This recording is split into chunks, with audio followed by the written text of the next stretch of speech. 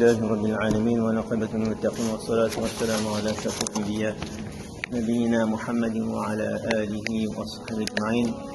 سبحانك لا علم لنا إلا ما علمتنا إنك أنت العليم الحكيم. رب اشرح لي صدري ويسر لي أمري واحلل عقدة من لساني يفقهوا قولي. بعد السلام عليكم ورحمة الله وبركاته. On remercie toujours Allah subhanahu wa ta'ala, le très haut, le tout miséricordieux, donc, qui nous a permis donc de venir entrer dans ce mois de Ramadan, d'avoir pu venir faire la salat avec Jamaat, d'avoir jeûné, et qui nous a choisi pour s'asseoir quelques minutes pour parler d'Allah subhanahu wa ta'ala. On a commencé le nom d'Allah subhanahu wa ta'ala, donc on a vu Al-Mudabbir, ensuite on a vu Al-Nur, et aujourd'hui avec nous un nouveau attribut, nom d'Allah subhanahu wa ta'ala, qui est Al-Wasi'. Et remercions Allah subhanahu wa ta'ala aussi, donc, qui nous a permis donc d'entrer dans la dernière décade. Hier soir c'était une nuit à cœur, peut-être c'était la nuit dans le Prado, peut-être pas. Ça c'est la sagesse d'Allah subhanahu wa ta'ala qui nous permet donc de faire plusieurs nuits comme ça et de gagner le maximum de récompenses. Donc de ne pas négliger ces 10 derniers jours, dernières nuits. Comme souvent on le répète, c'est le sprint final. C'est pas qu'on fait un course de 300 mètres, 400 mètres ou non, c'est fini. Non, on ne gagne pas rien, on a fait tout ça pour rien. On arrive dernier.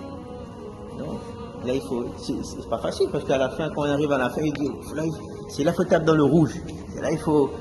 Il dit, mais là, il n'y a plus, mais c'est là même le bon. Il faut essayer de tenir, de faire augmenter encore un petit peu, etc., etc. Donc, avec nous, le nom Al-Wasi'. Al-Wasi' qui veut dire le vaste, qui embrasse toutes choses. Alors les sens principaux de Al-Wasi', donc on a la racine, toujours en arabe on a la racine waw sin ain, was'un, bien wasi'a, qui signifie être vaste, spacieux, être large, être immense, étendu, sans limite, ample, qui englobe toutes choses. Quelques dérivés du mot wasi', donc on a wasi' qui veut dire vaste, immense, on a si'a, ampleur, capacité, étendue. On a tawsi'a, expansion. Souvent on parle de tawsi'a de Makkah. Tawsi'a, l'expansion, c'est l'agrandissement de la Masjid Haram de Makkah, l'expansion, tawsi'a. On a muttasi'a qui veut dire spacieux, abondant. On a wus'un, la capacité, pouvoir d'accomplir.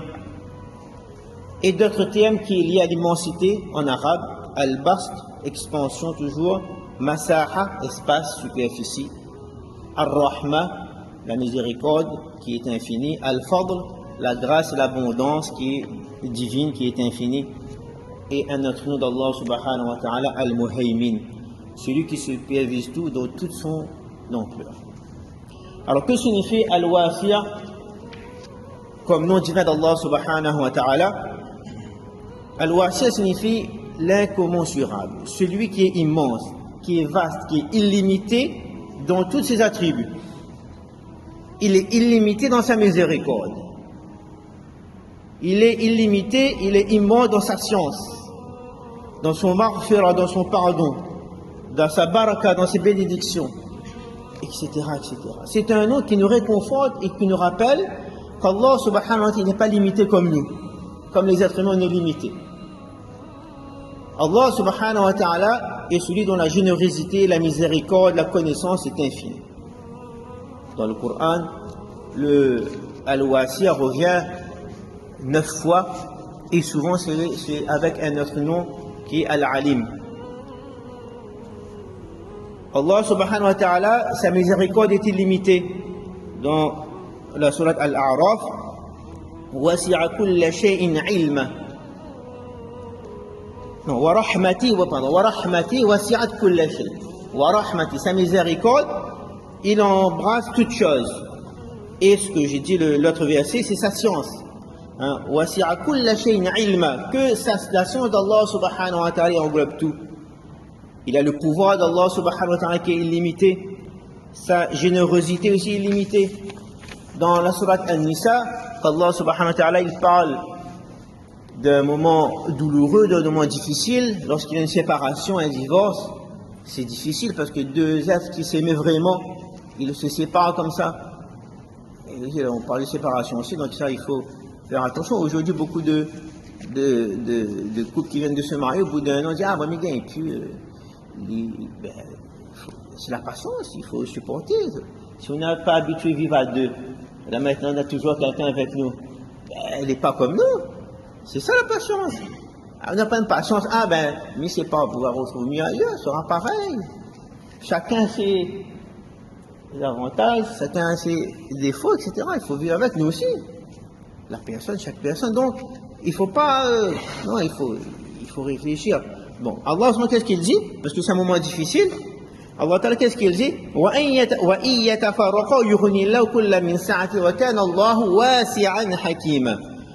Et si les épouses se séparent, Allah subhanahu wa ta'ala, dans sa largesse, les enrichira tous les deux.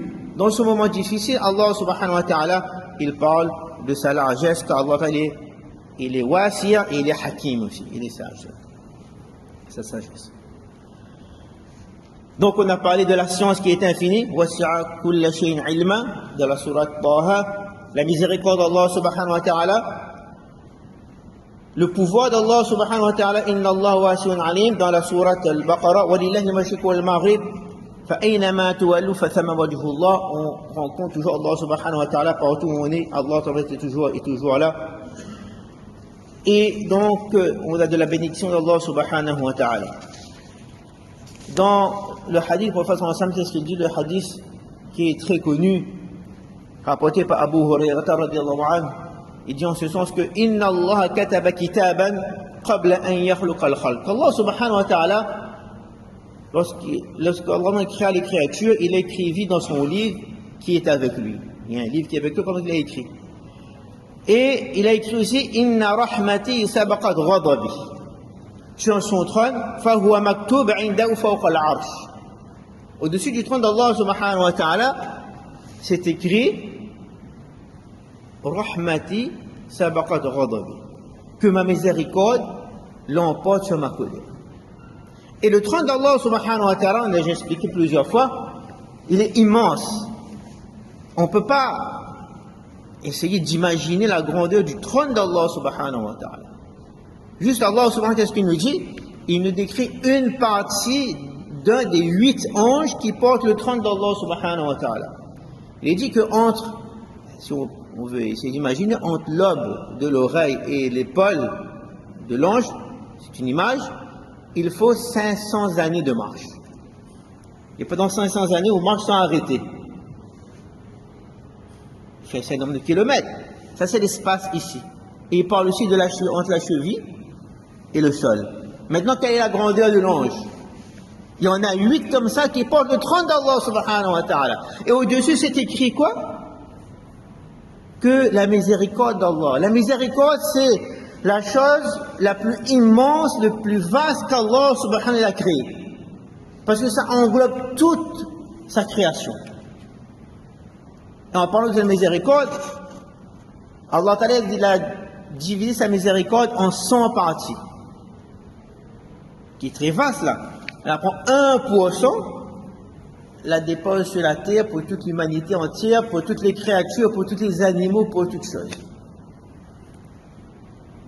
Et le jour de Qiyamah, il va reprendre ce 1% là, il va avoir ces 100%, il va utiliser ces 100% là pour faire entrer les gens au paradis.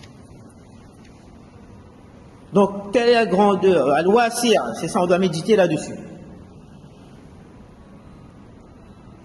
Quelques exemples concrets, l'histoire de Youssouf alayhi salam et de Moussa, donc ça c'est rempli, on a souvent cité. Youssouf alayhi salam, il était vendu comme esclave, il était fait prisonnier. Malgré ces épreuves, Allah subhanahu wa ta'ala a accordé un immense pouvoir. Il est al-wasi'a, il est vaste, il est immense, et là-dedans il a donné un immense pouvoir à Youssouf alayhi salam qui était devenu ministre d'Égypte. Donc, dans les moments difficiles, Allah subhanahu wa ta'ala peut élargir notre situation et nous donner ce que même nous on ne peut pas imaginer. L'histoire de Moussa alayhi salam aussi. Pharaon voulait tuer les nouveau-nés. Allah subhanahu wa ta'ala a élargi la situation de Moussa alayhi salam en le faisant grandir, même dans le palais. Le grand palais de Pharaon, il a grandi dedans. La puissance d'Allah subhanahu wa ta'ala, il est vaste et il est inimaginable. Donc comprendre l'immensité d'Allah subhanahu wa ta'ala signifie donc saisir la grandeur infinie de son essence et sa portée illimitée de ses noms et ses attributs. Allah subhanahu wa ta'ala, on doit, quand on veut parler, on veut imaginer l'immensité d'Allah subhanahu wa ta'ala, on pense vraiment à sa perfection absolue. À sa perfection absolue et dans sa grandeur spirituelle. Allah subhanahu wa ta'ala, rien ne lui échappe. Et son règne s'étend dans tous les aspects de l'existence. Reconnaître l'immensité d'Allah subhanahu wa ta'ala nous rappelle notre petitesse, que nous n'est rien du tout. Et on dépend d'Allah subhanahu wa ta'ala. Cela va nous inciter à être humbles, à remercier Allah subhanahu wa ta'ala quand tout ce qu'on a là, ça ne nous appartient pas, ça. Tout ce qu'on a, ça ne nous appartient pas. Parce que quand on meurt, on amène tout ça avec vous. On amène de linceul, même t'es pas où même. On n'aime pas rien. Les autres vont se battre pour prendre ce qu'on a laissé. Ceux-là, c'est quelque chose, ils vont essayer de prendre. Pas rien là-haut. Tout appartient à Allah subhanahu wa ta'ala. Ça montre que nous, on est rien. Et quand on pense à l'immensité d'Allah subhanahu wa ta'ala, c'est une source de réconfort et d'espoir pour les croyants. Parce que peu importe les défis, peu importe les difficultés auxquelles on est confronté, il faut qu'on trouve toujours refuge auprès d'Allah subhanahu wa ta'ala parce qu'il est immense dans sa miséricorde. Il est vaste dans son pouvoir. Aucun problème n'est trop grand pour lui, n'est trop complexe pour lui parce qu'il est al-wasi'a. Son immensité englobe toutes les situations qu'on peut imaginer. Et quand on médite sur la création, on voit vraiment l'immensité d'Allah subhanahu wa ta'ala. Depuis les vastes étendues de l'univers jusqu'aux fines particules, chaque aspect de la création reflète la grandeur d'Allah subhanahu wa ta'ala. Les galaxies lointaines, les milliards d'étoiles qui scintillent dans le ciel démontrent l'infinité de l'univers créé par Allah subhanahu wa ta'ala. Les distances incommensurables entre les corps célestes, c'est vraiment, c'est énorme, c'est vaste. Allah subhanahu wa ta'ala. Je suis à la terre, lorsqu'on médite sur les profondeurs des océans, les montagnes majestueuses, les paysages époustouflants, du désert aride aux forêts luxuriantes, ça témoigne quoi? La diversité et l'ampleur de l'œuvre d'Allah subhanahu wa ta'ala. Comment il est vaste dans sa création, toute chose est unique. Même les plus petits détails de la nature, Allah subhanahu wa ta'ala, il manifeste son immensité. On a les structures complètes des atomes, les molécules, les cellules vivantes, les centres nerveux qu'il y a dans le corps qui, subhanallah. Et Allah subhanahu wa ta'ala, il est vraiment très, dans sa sagesse est infinie et son pouvoir est infini. Comment vivre avec son nom d'Allah subhanahu wa ta'ala? En premier, il faut avoir confiance en la miséricorde et en l'espoir d'Allah subhanahu wa ta'ala. Et surtout pendant ce mois de Ramadan, cette dernière décade, Allahumma innaka afoun tuhibbul afwa fa'fu anni, où on doit demander pardon à Allah subhanahu wa ta'ala. C'est difficile de demander pardon. Parfois on a un péché qu'on ne peut pas trop abandonner ce péché, on aime ça, c'est difficile. Ou bien de regretter un péché aussi, c'est difficile. Mais on demande l'aide d'Allah subhanahu wa ta'ala. On demande. Plus on demande, plus il est content. Donc, c'est tout ce verset. Donc, même si on a commis des péchés en grande quantité, mais Allah, il est vaste dans sa miséricorde. Donc, de demander à Allah subhanahu wa ta'ala. On ressent un regret, on repense sincèrement. Ne pas juger les autres sévèrement, car Allah subhanahu wa ta'ala c'est le plus miséricordieux, et ne pas désespérer, car Allah subhanahu wa ta'ala c'est lui, donc il est wasi'ul maghfira. Fais des du'as, fais beaucoup de du'as. Deuxième, crois qu'Allah subhanahu wa ta'ala, cette croyance qu'Allah subhanahu wa ta'ala peut nous donner sans limite. Wallahu yarzuqu man yasha'u bighayri hisab, qu'Allah subhanahu wa ta'ala il donne à ceux qui le veulent sans compter. Faire confiance qu'Allah subhanahu wa ta'ala il peut répondre à tous nos besoins. Faire confiance qu'on avait dit qu'il est Al-Mudabbir, c'est lui qui a fait planifier tout pour nous. Donc même si on ne comprend pas certaines choses, Allah subhanahu wa ta'ala est Al-Wasi' dans Al-Mudabbir. On a l'exemple de cette femme dans le désert qui avait soif, qui avait rien à manger. Sa confiance en Allah subhanahu wa ta'ala, elle a eu de l'eau. Nous savons tous cette histoire. Si. Hajara. La maman de Ismaïl alayhi salam. Tu es tout seul dans le désert. Elle ne demandait plus rien. Son confiance en Allah subhanahu wa ta'ala, l'eau a jailli. Troisièmement, Allah subhanahu wa ta'ala, il est al-wasi', il est immense dans sa générosité. Ben, on doit être généreux, comme Allah ta'ala, il est avec nous. Il nous a donné 2 yeux, des membres, on peut parler, on peut marcher, on a la santé parce qu'on est là. Allah subhanahu wa ta'ala donne la santé à toutes les personnes qui sont malades. Amin. Donc, nous aussi, on essaie d'aider. Même avec un petit montant, même avec un petit sourire, etc. Il ne faut pas avoir peur de donner. Souvent, les difficiles ici, dans le poche, ben, ça l'est perdu, il n'est pas perdu, il est multiplié par 10. Souvent, il est comme ça. Ben, une personne a dit comme ça, c'est difficile de donner, il a donné, et après il y avait quelque chose qu'il te doit vendre depuis plus d'1 an, tu ne vends pas. Et avant de ce magasin, tout de suite la vendre, il n'y a pas compris comment on l'a fait. Premier client, il a pour la partie. Là, pas de demande remise, pas de demande rien.